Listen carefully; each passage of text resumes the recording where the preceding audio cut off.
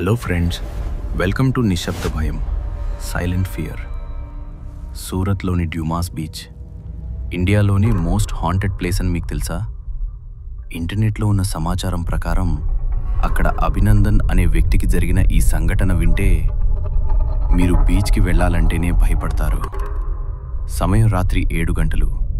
సడన్గా సముద్రం మధ్యలో నుంచి ఒక చిన్న పిల్లాడి ఏడుపు వినిపించింది.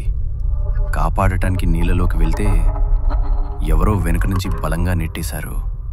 నీళ్ళలో మునిగిపోతూ ఊపిరాడక గిలగిల్లాడిపోయాడు.